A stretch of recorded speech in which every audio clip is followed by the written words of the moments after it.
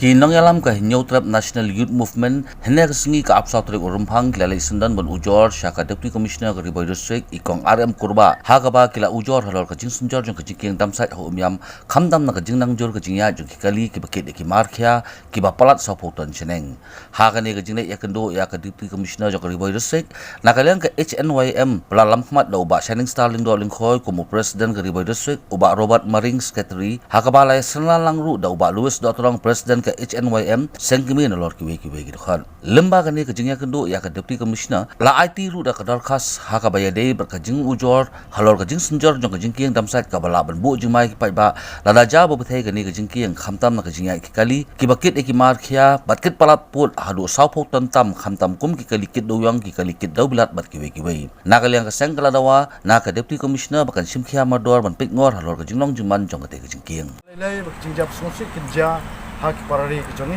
pardo perusahaan kejongi khamtam ke besong seru jengedam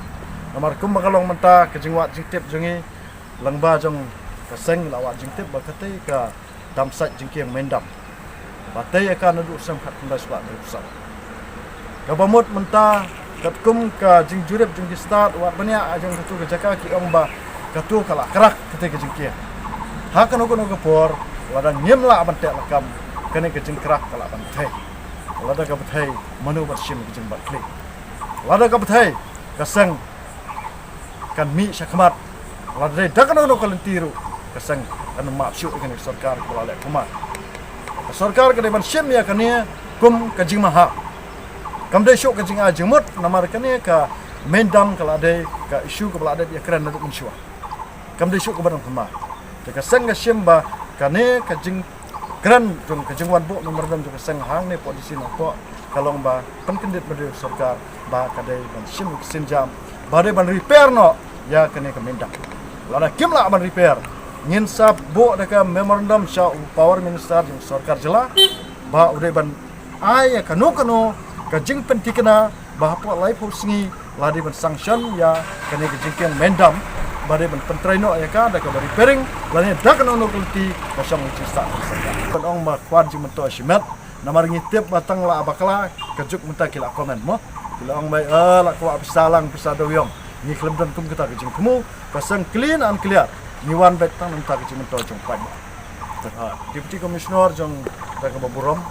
kila keren chai ong ba na kaliang jong ka Riboy District hi kala don ka very strictly agak beda kejingket begini gimana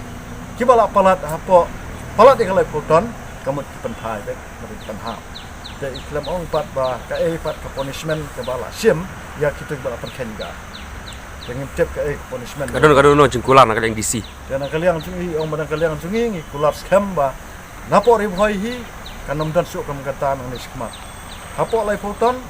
for time being ong ba nak menta kini kepor ngi pelai du lai puton dia ngisai pej kepada kam nang ni skma ka wang de manle kita ketika assurance kita